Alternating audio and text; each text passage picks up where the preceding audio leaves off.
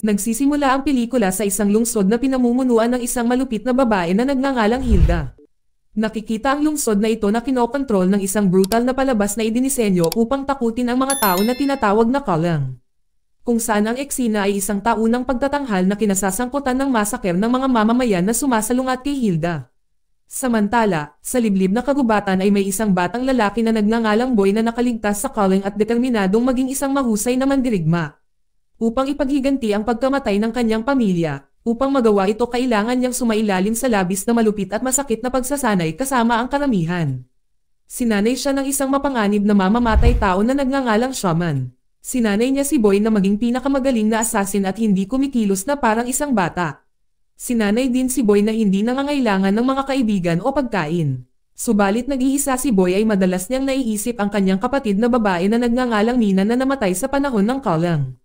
Bagamat hindi malinaw na natatandaan ni Boy ang mga pangyayari, ngunit laging tumatak sa kanyang isipan ang mga alaala ni Mina. Dahil siya nga ay isang napakakaaya-aya na kapatid kay Boy. Bukod pa rito ay labis na hindi nagustuhan ni Mina si Hilda. At hayagang ipinakita ang kanyang defiance kay Boy sa pamamagitan ng pag-flash ng 5 daliri na nagpapahiwatig ng kanyang kakulangan ng takot kay Hilda. Bagamat sa totoo ay napakawalang muwang nila dahil sila ay mga bata pa. Sa kabilang banda si Boy ay isang bingi at pepeng bata. Gayunpaman siya ay sanay sa pagbabasa ng galaw ng labi ng mga tao upang maunawaan niya ang pinag-uusapan ng mga tao. Tuwing gabi ay laging binibigyan ni shaman si Boy ng isang substance na naglalagay sa gumagamit sa isang estado sa pagitan ng faithfulness at pagkatulog na talagang nakakaapekto kay Boy. Kung saan naiisip niya ang kanilang mga iniisip kaya hindi na matukoy ni Boy kung ano ang totoo at kung ano ang hindi. Sinabi rin ni shaman kay Boy na ang mga alaala ay nagpapahina sa mga tao at siya ay hindi na bata.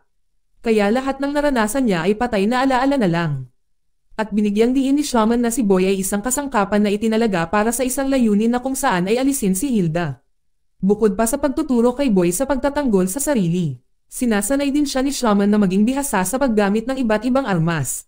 Dahil dito masasabing si shaman ay isang napakakomprehensibong guro para kay Boy.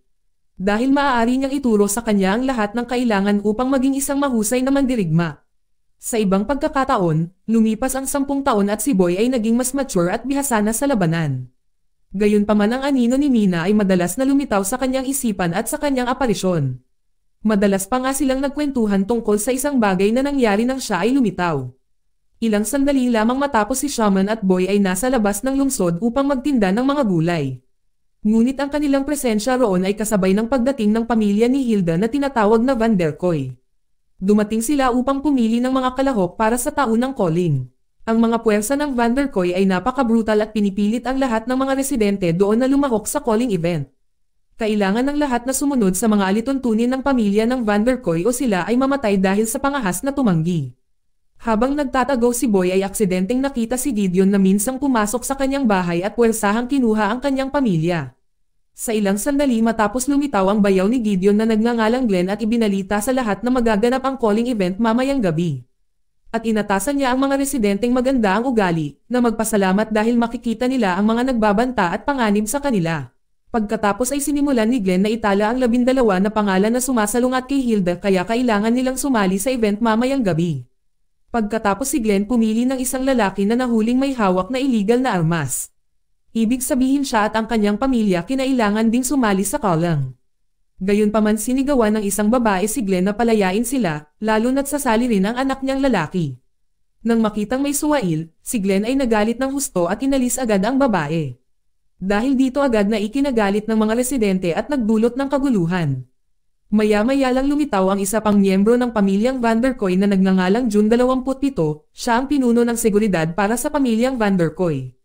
Kaya mabilis niyang inayos ang lahat ng kaguluhang dulot ni Glenn. Si Boy na nakasaksi sa lahat ng patayan ay galit at sinadya na pumunta doon upang tapusin ang buong pamilya ng Van der Koy. Gayunpaman ay pinigilan siya ni shaman, dahil hindi ito ang tamang oras. Hindi nagtagal ay medyo nadismaya si Glenn dahil si June 27 ay halos patayin ang lahat at kulang sila ng mga tao para sa Kaling event. Dahil dapat mayroong 12 na tao sa event, kaya nagmungkahi siya na ang mga nabubuhay na bata ang kunin nila. Ngunit ito ay agad na tinanggihan ni June 27 at sinabihan si Glenn na maaaring kumuha ng mga matatanda at hindi mga bata. Samantala si shaman ay hinimok si Boy na umalis kaagad sa lugar. Gayunpaman si Boy ay tumanggi dahil gusto niyang ayusin ang kanyang panghihiganti at ngayon na ang tamang oras. Tumakbo si Boy at tumalon sa gusali at nagpatuloy sa pagtakbo hanggang sa malapit na siya sa kotse ni Glenn. Nagbabalak siya na sumakay sa trunk ng sasakyan para makapasok siya sa punong tanggapan ng pamilya ng Vanderkoy. Matapos ang mahabang paglalakbay na natagpuan ni Boy ang kanyang sarili sa loob ng punong tanggapan ng Vanderkoy, kung saan siya ay agad na pumuslit habang pinagmamasdan ang sitwasyon at nagpaplanong hanapin si Hilda. Hindi nagtagal ang isa sa mga miyembro ng pamilya ng Vanderkoy na nagngangalang Melanie ay lumitaw upang makilala sina Glenn at Gideon. Sa sandaling iyon ay nagalit siya dahil wala silang mahanap na 12 na tao upang makilahok sa calling event. Kahit na 6 na buwan na niyang pinaghahandaan ang kaganapang ito. Ngunit sa halip ay sinisi ni Gideon si Glenn na asawa rin ni Melanie sa kalokohang nagpasuko sa galit at pagbaril sa mga mamamayan. Nang marinig ito ni Melanie, ipinagtanggol niya ang kanyang asawa sa pamamagitan ng pagbintang kay Gideon. Dahil dapat ay mas madali niyang nahawakan ang sitwasyon. Bukod pa rito ay ayaw niyang sisihin ang kanyang asawa dahil si Glenn lang ang handang makita ng mga tagahanga. Pagkatapos nito ay iginiit niya na dapat mahanap agad ni Gideon ang natitirang 6 na tao. Sa kabilang banda ang presensya ni Mina ay lumitaw sa tabi ni Boy at tinanong kung ano ang kanyang ginagawa doon. Sa sandaling iyon naisip niya na si Boy ay nasa isang misyon kaya siya ay magbalat kayo sa kanyang sarili upang tulungan itong isagawa ang kanyang misyon. Gayunpaman ang presensya ni Mina doon ay nakaistorbo lamang kay Boy at hindi na niya nasundan ang kinaroroonan ng pamilyang Vanderkoy. Pagkatapos noon ay nagsimula siyang palihim na pumasok sa bodega at nakita niya ang maraming armadong tao doon. Hindi nagtagal ay muling nagpakita si Mina at sinabing nagsuot siya ng disguise na damit kaya mas mabuting pumasok muna siya upang subaybayan ang sitwasyon. Gayunpaman si Boy na nakalimutan na si Mina ay isang manifestasyon lamang ng kanyang sariling mga pag-iisip. Sinubukan siyang iligtas mula sa pagkakasagasa ng isang forklift na dumaan sa malapit. Sa insidenteng ito ay nalantad si Boy kay Glenn at sa kanyang mga tauhan, matapos si Boy ay sinubukang tumakbo para magtago. Ngunit hinabol siya ng mga tropang Vanderkoy at balak na hulihin. Sa kabutihang palad sa pagsasanay na ibinigay sa kanya ni Shaman, si Boy ay lumaban at nagdulot ng kabuluhan. Sa huli ay pinatay niya ang lahat ng mga tropang Vanderkoy sa lugar na iyon. Sa kabilang banda isang lalaki na nagngangalang Basho na isang alipin na trabahador sa lugar. Handang tulungan si Boy kaya pinakawalan ni Boy ang mga kadena na nagbibigkis sa mga binti ni Basho. Pagkatapos ay iminungkahi na kumilos sila bilang isang koponan. Habang si Boy ay nakaharap sa mga kalaban, si Basho ay magtatago sa likod ng kariton at itulak ito upang buhatin siya palabas ng lugar. Gayunpaman si Basho ay tila pabigat lang kay Boy, dahil siya ay nagtago lamang mula sa mga tropang Vanderkoy na umatake sa kanya. Nang hindi inaasahan ay muling bumangon ang isang tropang Vanderkoy na nagngangalang Dev. Matapos lamang bugbugin siya ni Boy, si Dev ay tila nakatanggap ng stimulus mula sa isang substance na ginamit niya na nagpapataas ng kanyang lakas. At hindi na siya nakakaramdam ng kahit anong sakit sa kabila ng pagkakatama ng maraming beses. Si Dev ay patuloy na lumalaban kahit na ang kanyang mga binti at braso ay naputol na sa kanyang katawan. Nananatiling buhay siya at sinusubukan pa ring salakayin si Boy. Sa pagkakataong iyon ay hindi inaasahan ni Basho na matatalo ni Boy ang lahat ng mga kalaban ng mag-isa. Subalit biglang sumulpat si Glenn at binaril sila. Si Basho ay gumanti ng paghampas sa binti ni Glenn. Sa una ay sinadya na patayin si Glenn ngunit pinigilan niya ito dahil tiyak na may impormasyon si Glenn tungkol sa kinaroroonan ni Hilda. Si Basho pagkatapos ay binyantaan si Glenn sa pagsasabing ibababa niya ang isang makina sa ulo ni Glenn kapag nagsinungaling siya sa kanila. Takot na takot ipinahayag ni Glenn na si Hilda ay nasa kanyang mansion bawat taon bago ang calling event. Dahil sa pangungunahan ni Hilda ang event para sa Vanderkoy family. Sinabi ni Glenn na napilitan lang siyang gawin ang lahat ng ito dahil sa pinilit siya ng Vanderkoy family. Sinabi niya na gusto niyang magrebelde laban kay Hilda. Kung kailangan ng tulong ni Boy at Basho, si Glenn ang tamang tao para makipagtulungan sa kanila. Si Glenn sa kasinigurado sa kanila na aakayin niya silang dalawa sa mansion ng pamilya ng Vanderkoy. Subalit aksidenteng nalaglag ni Basho ang makinang hawak niya dahilan para mamatay si Glenn.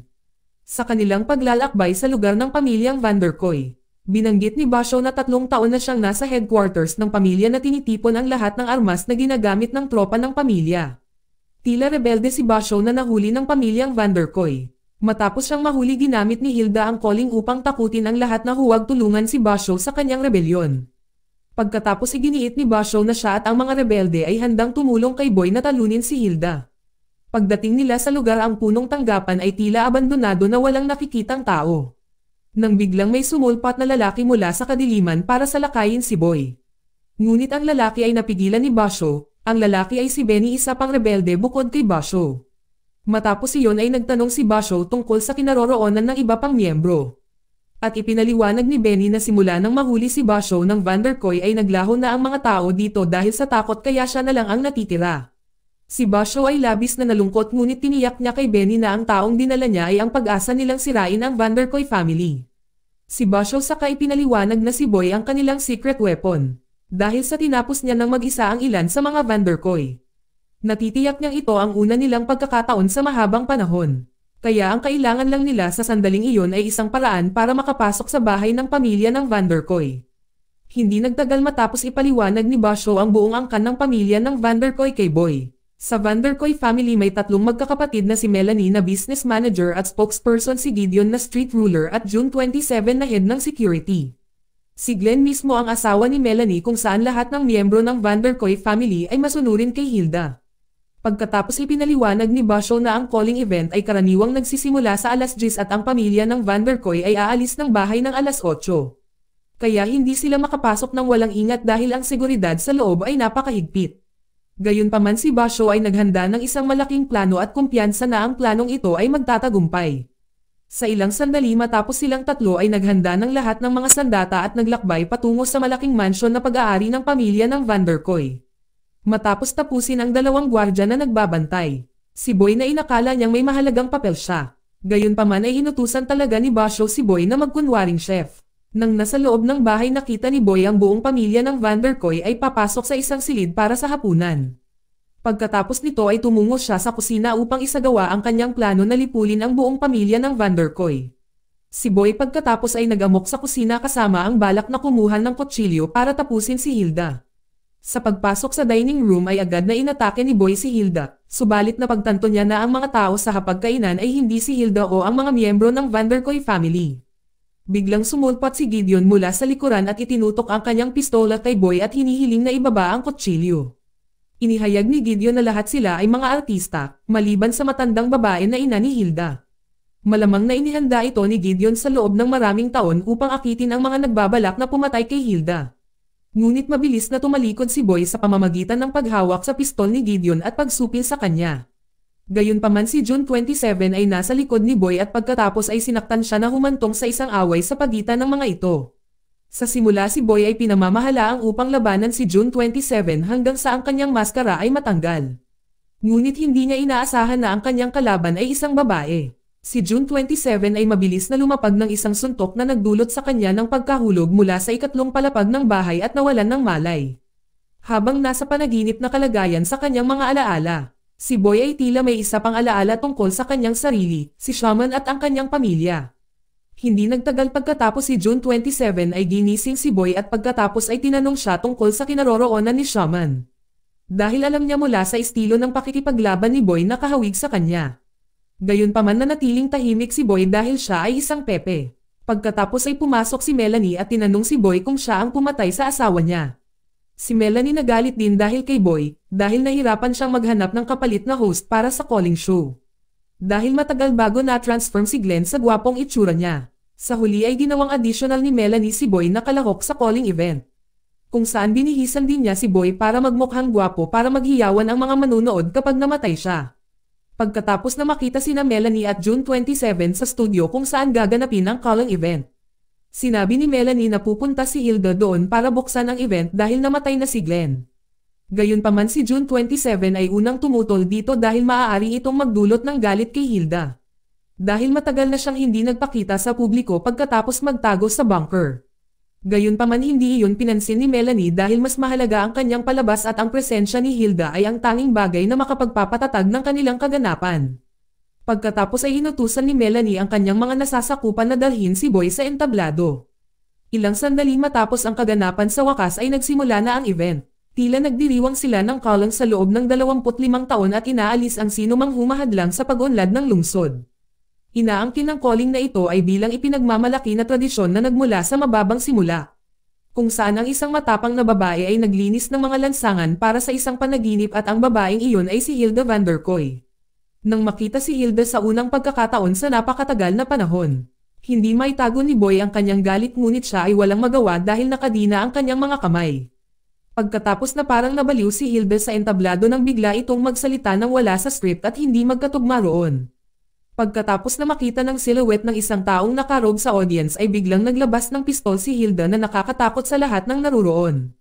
Nang nasaksihan ito ni Melanie ay nataranta at nagmamadaling pumasok para pakalmayan ang sitwasyon. Nang biglang may naramdaman si Boy sa bulsa ng kanyang pantalon at ito pala ay isang maliit na lagarin na sadyang inilagay ni Gideon upang subukan ang kanyang determinasyon na lumaban. Pagkatapos na nagsimula ang kaganapan sa ilang mga individual na itinuturing na kalaban si Hilda sa entablado. At napapaligiran ng maraming tao na nakadamit ng mga payaso na nag-aanyaya sa kanila na sumayaw sa entablado. Hindi nagtagal ang mga payaso ay nagngangalit at sinalakay ang 12 individual na nakikitang kalaban ni Hilda. Sa kabilang banda ay nagawang palayain ni Boy ang kanyang sarili mula sa mga tanikala. At naghanda upang harapin ang mga payaso sa entablado. Gayunpaman ay agad na pinaandar ni Melanie ang kwintas na pumipigil sa leeg ni Boy dahilan para matamba ito dahil sa electric shock mula sa kwintas. Nang papatayin na si Boy biglang inatake ng clown ng iba pang mga clown sa paligid ni Boy at ito ay si Basho. Sa ilang sandali matapos na pumasok si Benny sa entablado. At binaril ang lahat ng mga alipors ni Vanderkoy na humantong sa isang riot at naging sanhi ng pagkalat ng lahat ng mga manunood at umalis sa lugar. Sa sandaling iyon ay galit na galit si Melanie nang makita ang eksena. Ngunit ngumiti si Gideon sa kaguluhang naganap. Sa ilang sandali si Boy Basho at si Benny ay lalong nabaliw sa entablado na tinapos ang lahat ng mga clown na naruroon. Si Gideon pagkatapos ay tinanong si Melanie kung nasiyahan ba siya sa palabas. Na nagsasabi na siya ang nagbigay ng lagari upang pukawin ang kabaliwan ni Boy sa entablado. Nang malaman ito galit na galit si Melanie at pagkatapos ay binaril si Gideon sa likuran. Habang ang tatlo nagawa nilang patayin ang lahat ng puwersa ng Vanderkoy. Nang biglang pumasok si Melanie sa entablado at binaril ang mga ito. Tinamaan si Benny at Basho na nagresulta sa pagkamatay ni Benny. Nang makita galit na galit si Boy at hinabol si Melanie na may layuning ipaghiganti si Benny. Matapos matagumpay na patayin si Melanie, si Boy at si Basho ay nakipagsapalaran sa bunker ng pamilya ng Vanderkoy upang hanapin si Hilda. Gayunpaman ang mga puwersa ng Vanderkoy ay nakahanda sa mga pasilyo upang salubungin ang kanilang pagdating. Kahit na nagawang patayin ni Boy ang mga kalaban ay kinailangang mamatay ni Basho habang sinusubukang labanan ang mga ito. Ngayon ay si Boy na lang ang natitira upang ipaghiganti ang kanyang pamilya. Sa kanyang paglalakbay para hanapin si Hilda nakasalubong niya si Gideon na mukhang nasa bingit ng kamatayan dahil sa binaril siya ni Melanie. Si Gideon pagkatapos ay binigyan niya nag-access card si Boy upang makapasok siya para makita si Hilda. Bago umalis si Boy ay nilalayon niyang patayin muna si Gideon gayunpaman sinubukan siyang pigilan ni Mina dahil sapat na para kay Gideon ang nangyari. Ngunit hindi siya pinakinggan ni Boy dahil hindi na niya kapatid ang kasalukuyang Mina dahil matagal na itong patay. Habang nasa elevator patungo sa bunker ay nakipag-usap si Hilda kay Boy at sinabing hinihintay siya ng kanyang buong army na armado. Subalit hindi niya ito pinansin at ipinakita kay Hilda ang isang guhit na ginawa ni Mina noong bata pa siya. Na nagpapahiwatig na ginawa ni Boy ang lahat para sa kanyang kamatayan. Pagdating doon ay binati si Boy ni June 27 at ang ilan sa kanyang mga tropa. Nakakapagtakang hindi sinalakay si Boy bagkus ay inihatid siya nito upang salubungin si Hilda sa kanyang silid. Habang nasa kwarto si Boy ay nagulat nang makita ang isang larawan niya. Doon kasama si Mina at si Hilda na nakakagulat ay agad siyang niyakap ni Hilda at sinabing siya ang kanyang ina. Tinanong din siya ni Hilda kung nakilala pa siya ni Boy pero umiling siya. Nalaman ni Hilda na binago ng shaman si Boy kung sino talaga siya. At kalimutan ang kanyang nakaraan at ginawang kaaway niya ang kanyang ina.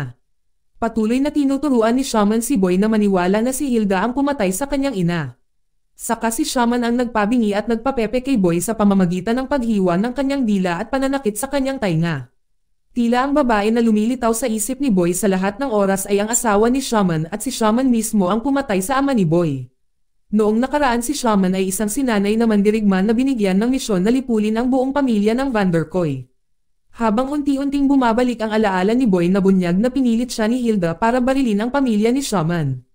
Nang babarilan na sana ni Boy si shaman ang kanyang isip ay nataranta. Dahilan upang barilin niya ang mga tao doon at pinayagan si shaman na makatakas. Si Boy ay tumakbo sa kagubatan kung saan naghihintay si shaman upang patayin siya. Gayunpaman si shaman ay may isa pang plano na nagnanais na gamitin siya upang alisin ang kanyang sariling pamilya. Samantala iginiit ni Hilda na si shaman ang nagmanipula kay Boy sa paghihiganti. Ipinahayag din niya na ang taong nasa harap niya noon ay si June 27 at si Mina ay iisa. Nang marinig ito ni Mina at ni Boy ay talagang nabigla siya dahil itinago ni Hilda kay Mina ang katotohanan ito. Kahit na alam niyang kinuha ni Shaman ang kanyang anak. Gayunpaman sa kabila ng pagtanggap ng paliwanag mula sa ina, si Boy ay tila walang pakialam. Ngunit isang bagay ang tiyak para sa kanya na si Mina ay palaging nasa isip niya. Pagkatapos na naramdaman ni Hilda na si Boy ay hindi sang-ayon sa gusto niya.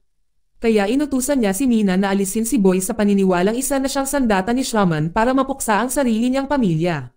Sa pagkakataong iyon ay maaari lamang sumuko si Boy nang makatanggap siya ng mga suntok mula kay Mina. Ngunit nang gagamitin na ni Mina ang kanyang palakol ay pinaalalahanan siya ni Boy ng kanilang kabataan. Ang hamon na ginawa nila kay Hilda sa harap ng kanyang rebulto.